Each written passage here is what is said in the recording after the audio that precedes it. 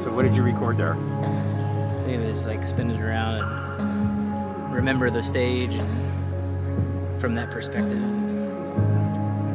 Yeah. It's a hell of an opportunity for somebody in the community to affect systemic change, because the message is very important for the city. This is the right audience for that topic. So.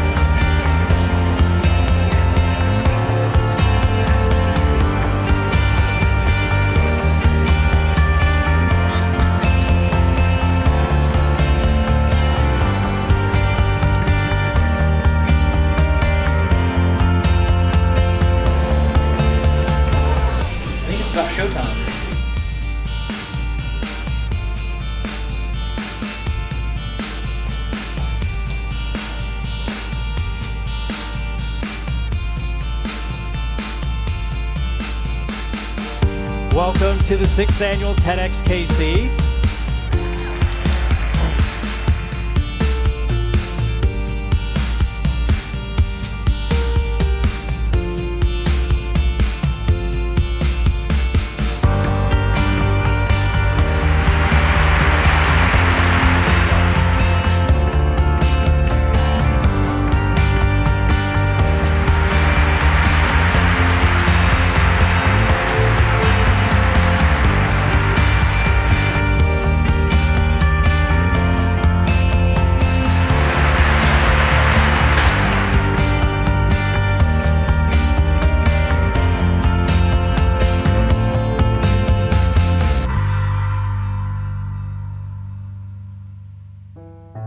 We issued a challenge a few weeks ago. The challenge was to select somebody who had an idea worth spreading that could make it to this stage. The challenge winner is Jase Wilson. Jase is the CEO and, of course, the co-founder of Neighborly. He has a really interesting idea that is a narrative changer. Without really any further ado, I'd like to invite Jase Wilson out to the TEDxKC stage.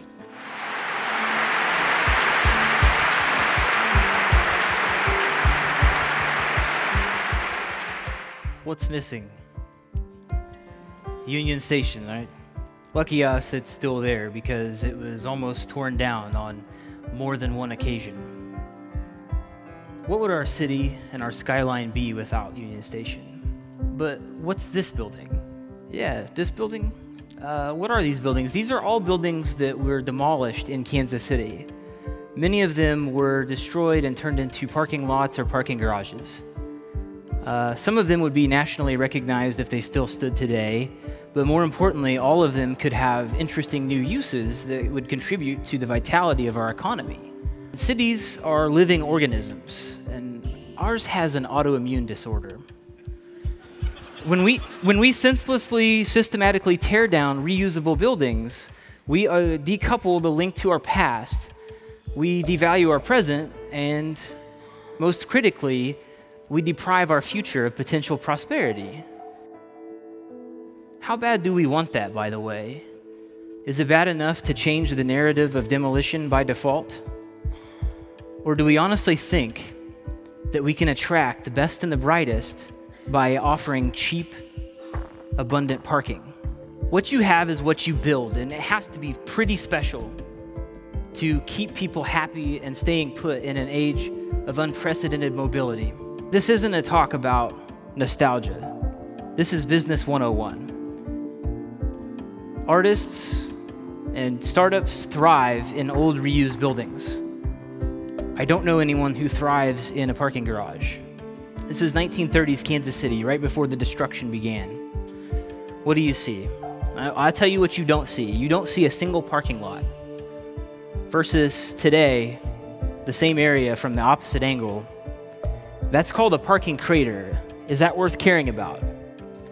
This talk is about adaptive reuse. This is about reimagining the purpose of a building, taking advantage of its embodied energy and its material resources and the craftsmanship and the love that went into making it.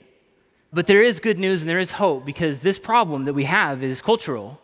It's not genetic. It's not hardwired into the DNA of our city. It's learned behavior. We learned this from our past. We have a history of doing this, and we can stop doing it. We, the people in this room.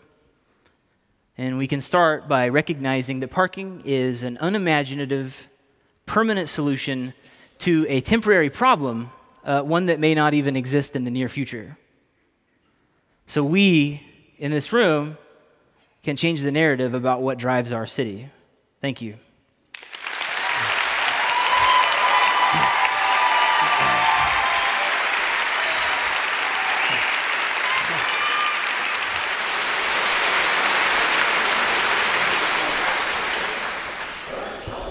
I didn't pass out. Their theme was changing the narrative. And this is a narrative issue. It's heartbreaking to think that we took those buildings that had all of those meanings and all of that effort, and we said those are no longer good enough for us. We're going to tear them down, and we're going to make room for our automobile where they stood. Ideas are worth nothing. It's execution that matters. The execution is everything, and that is going to be a really good outcome from this, is that the fact that the entrepreneurial community, it's in their hands. What he was talking about really resonated with me in terms of looking to the past to build towards the future. I live in a historical building myself, and it's really important to me to be able to have those spaces in Kansas City. That was the wow moment of, oh my gosh, this is something that's really happening and something to kind of get behind. Yeah, well, you have people here that can make things happen. You don't need to necessarily be in a position of power to have the power to make something change.